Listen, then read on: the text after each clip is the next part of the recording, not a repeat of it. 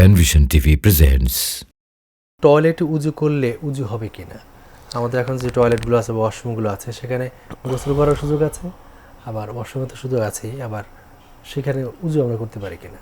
হ্যাঁ, খুবই গুরুত্বপূর্ণ এবং এটা আমরা অনেকেই শহরে যারা বসবাস করছি তাদের ক্ষেত্রে আমরা এই বিষয়টা অহরহ আমরা করছি।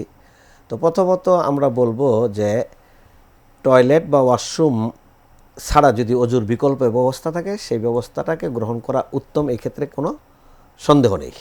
হ্যাঁ, বিকল্প ব্যবস্থা, যেহেতু অজুর মধ্যে বিসমিল্লাহ আছে, অজু একটা ইবাদত, বিসমিল্লাহ আছে, অজুর মধ্যে পরিচ্ছন্নতার ব্যাপার আছে। টয়লেটে যদি অপবিত্রতা থাকে সেখানে পানি পড়লে সেটা গায়ে লাগলে সেটি আসলে খারাপ লাগে। 3 নম্বর হলো সেখানে অজুর পরে শাহাদাতাইন, হ্যাঁ, আশহাদু আল্লা ইলাহা ইল্লাল্লাহ দোয়া আছে, এগুলোর সাথে অজুর সংশ্লিষ্টতা আছে বিধায় সেখানে টয়লেটের বিকল্প ব্যবস্থা থাকলে বিকল্প ব্যবস্থাটাই গ্রহণ করা দরকার, এটা দরকার।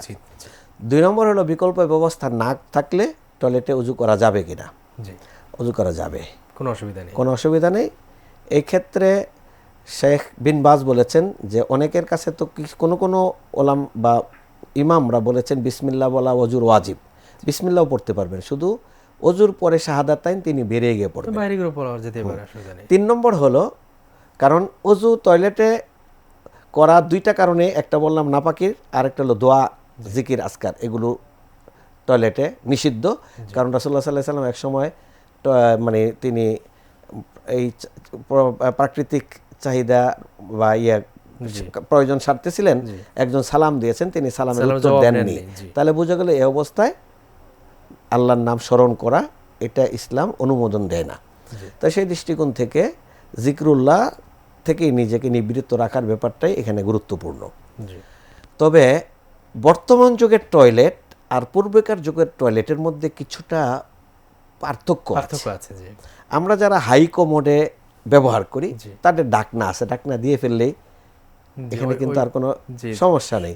ফ্লোরটা যখন পরিষ্কার থাকবে, অনেকে আমরা ফ্লোর কিন্তু শুকনা রাখি, জুতা পরে ঢুকি, সেই ক্ষেত্রে পরিচ্ছন্ন থাকে। এই ক্ষেত্রটা কিন্তু আমরা দেখছি। তো বর্তমান যুগে, আগেকার যুগের টয়লেটটা শুধুমাত্র প্রস্রাব পায়খানার জন্যই নির্ধারিত ছিল, আবার ওপেনও ছিল, অনেক সময় খোলাও ছিল।